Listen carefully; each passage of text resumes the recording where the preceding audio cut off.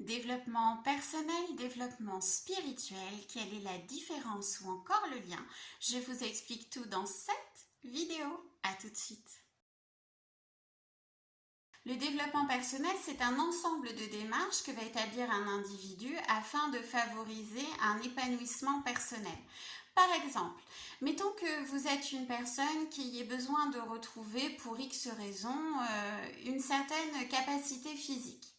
Vous allez vous rendre chez un coach sportif avec qui vous allez établir un plan sportif qui va vous réapprendre à vous alimenter de manière plus adéquate en fonction de vos besoins réels ou de votre pathologie, si vous êtes diabétique, enfin qu'importe. Au fur et à mesure de cet accompagnement, vous allez voir votre corps changer, vous allez vous sentir de mieux en mieux avec beaucoup moins de douleur, vous allez oser dépasser certaines peurs, vous allez prendre confiance en vous et donc vous allez libérer les hormones du bonheur, les fameuses hormones dont on parlait dans une ancienne vidéo, et vous allez forcément avoir en vous un certain épanouissement personnel. Le développement personnel, c'est ça, il est totalement lié au mental. Par une activité, on va libérer des hormones de bien-être, des hormones de bonheur. Le cerveau, lui, c'est noté, rappelez-vous, connexion les hormones, connexion au niveau des neurones, ça envoie un message au cerveau, le cerveau lui il est content et donc du coup cet accomplissement personnel se met en place. Le développement personnel c'est ça, c'est lié au mental, c'est cette fameuse confiance en soi aussi finalement, c'est se donner les moyens d'y arriver, se donner les moyens d'oser, de se mettre en action. Le développement spirituel, c'est partir à la rencontre de son moi supérieur, c'est entrer dans l'éveil et dans l'amour de soi. C'est plonger au plus profond de ses entrailles pour aller trouver justement au fond de nous ce joyau qui est là et qui ne demande qu'à briller au grand jour. Une fois qu'on a atteint ce niveau d'éveil, en fait on partage cette lumière avec qui veut bien la recevoir. Métaphoriquement, j'explique à mes patients que c'est comme si vous étiez spéléo, vous descendiez au fond d'une grotte. Il se trouve que plus vous descendez, plus c'est noir, mais tout d'un coup, vous voyez une magnifique pierre précieuse en train de briller. Vous la saisissez, vous remontez sur la terre ferme et cette pierre précieuse, vous êtes fiers, vous voulez la montrer à tout le monde. Et bien l'éveil spirituel, c'est ça aller chercher dans ses entrailles qui l'on est vraiment et ce pourquoi on est fait et partager son expérience avec tout le monde. Le développement spirituel, c'est un travail de l'esprit.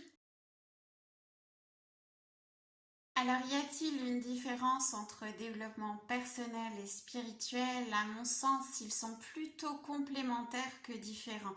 En effet, quand vous allez partir à la recherche de votre joyau, de votre moi supérieur, vous allez bien évidemment au fur et à mesure vous épanouir et cet épanouissement va vous mettre en action, donc il va vous aider à dépasser vos peurs qui finalement n'en seront plus vraiment puisque vous saurez ce pourquoi vous êtes fait, donc vous êtes dans une confiance totale et bien évidemment vous ressortez de cette expérience avec énormément d'épanouissement personnel.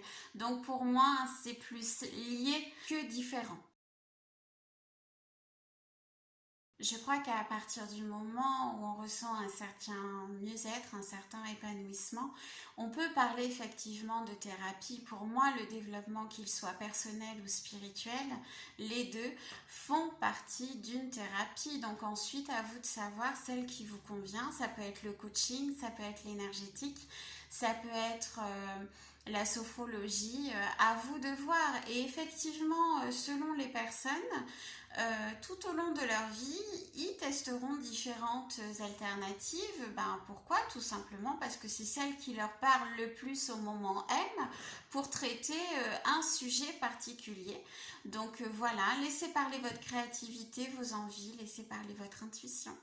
J'espère que cette petite capsule vous aura aidé à y voir plus clair. En attendant, je vous fais de gros bisous.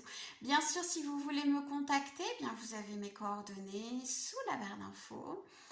Facebook, Messenger, mon site internet, pardon, je vais y arriver. Voilà, vous faites comme vous voulez, je suis joignable. Je pars en vacances à partir du 14 août, donc je ne sais pas s'il y aura une vidéo le mois prochain. On verra, surprise.